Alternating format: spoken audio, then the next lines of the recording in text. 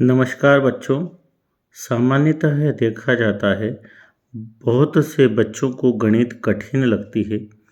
उसके पीछे मुख्य कारण यह होता है कि उन बच्चों को गणित के कॉन्सेप्ट क्लियर नहीं होते हैं, अर्थात बेसिक नॉलेज नहीं होता है।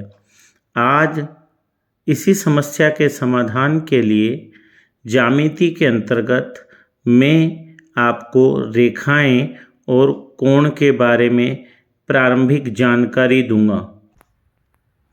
ज्यामिति में सर्वप्रथम आता है बिंदु।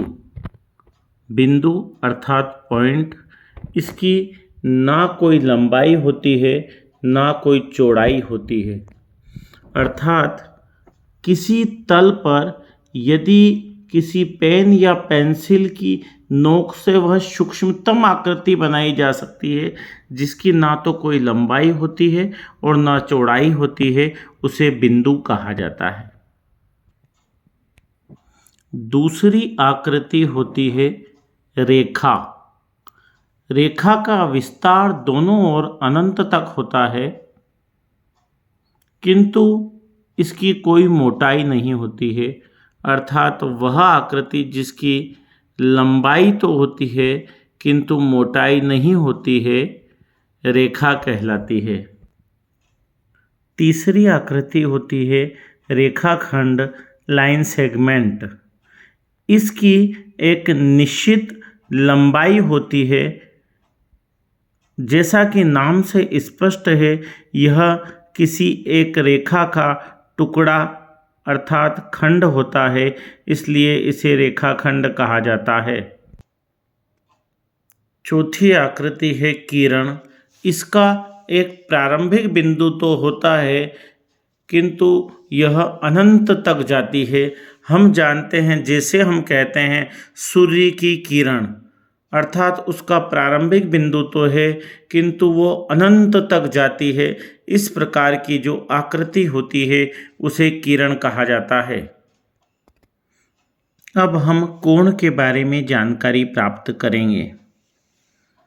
किसी एक बिंदु से जाने वाली दो किरणों से बनी हुई आकृति को कोण कहा जाता है।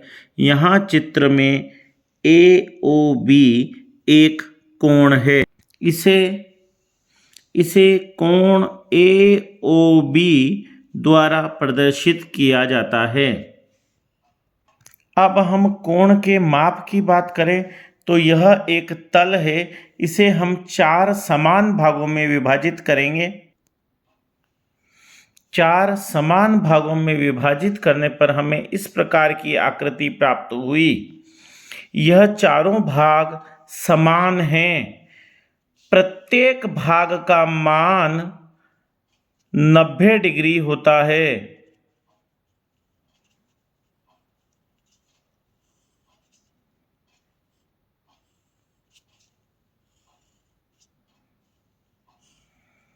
प्रत्येक भाग का मान 90 डिग्री है, अर्थात यह जो एक तल में आपको भाग दिखाई दे रहा है, इस भाग का मान 90 डिग्री है। इसके एक तल के इस भाग के हम यदि 90 बराबर टुकड़े करें तो एक भाग को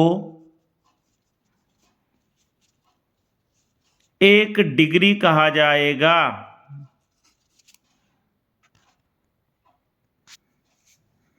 कोणों के विभिन्न प्रकार होते हैं। समतल के 4 भाग करने पर जो एक भाग हमें प्राप्त होता है वह समकोण कहलाता है। इसे राइट एंगल भी कहा जाता है। यहाँ चित्र में कोण POQ प्रदर्शित है। इसे कोण POQ के रूप में लिखा जाता है। यह एक समकोण है। इसका मान 90 डिग्री होता है। दूसरी आकृति होती है न्यून कोण। यदि इस प्रकार की आकृति बनाई जाए जिसमें कोण का मान 90 डिग्री से कम हो, ऐसे कोण को न्यून कोण या एक्यूट एंगल कहा जाता है। इस कोण का मान 0 डिग्री से बड़ा और 90 डिग्री से छोटा होता है। यहाँ चित्र में कोण AOB 90 डिग्री से कम है, अतः यह एक न्यून कोण अर्थात एक्यूट एंगल है। अगली आकृति है अधिक कोण। यदि किसी कोण का मान 90 डिग्री से अधिक किंतु 180 डिग्री से कम होता है तो उस कोण को अधिक कोण या ऑब्ट्यूज एंगल कहा जाता है। चित्र में कोण AOB का मान 90 डिग्री से अधिक और 180 डिग्री से कम है, अतः यह कोण AOB एक अधिक कोण है। अगला कोण होता है ऋजु कोण या सरल कोण। इसे स्ट्रेट एंगल कहा जाता है, अर्थात यहाँ चित्र में AOB एक सरल रेखा पर बनने वाला कोण है, अतः यह कोण सरल कोण या ऋजु कोण होता है। इसका मान 180 डिग्री होता है। अगला कोण वृहत कोण रिफ्लेक्स एंगल। यदि किसी कोण का मान 180 डिग्री से अधिक किंतु 360 डिग्री से कम होता है तो ऐसे कोण को वृहत कोण या रिफ्लेक्स कोण कहा जाता है। अब हम शीर्षाभिमुख कोण अर्थात वर्टिकल अपोजिट एंगल के बारे में जानकारी प्राप्त करेंगे। यदि दो सरल रेखाएं AB और CD एक दूसरे को किसी बिंदु पर प्रतिच्छेद करती है और उनके कोणों के मान 1, 2, 3 और 4 इस प्रकार लिखे जाते हैं तो यहाँ शीर्षाभिमुख कोण अर्थात आमने सामने के कोण कोण 1 और कोण 3 शीर्षाभिमुख कोण कहे जाएंगे। कोण 2 और कोण 4 इन्हें भी शीर्षाभिमुख कोण कहा जाएगा। अगला कोण है पूरक कोण। यदि किन्हीं दो कोणों का योग 90 डिग्री होता है तो ऐसे कोणों को कॉम्प्लीमेंट्री एंगल्स अर्थात पूरक कोण कहा जाता है। चित्र में कोण AOB ये अर्थात कोण AOB धन कोण BOC अर्थात एंगल BOC इन दोनों को जोड़ने पर हमें 90 डिग्री प्राप्त हो रहा है, अर्थात कोण AOB और कोण BOC पूरक कोण हैं। अगला कोण है समपूरक कोण।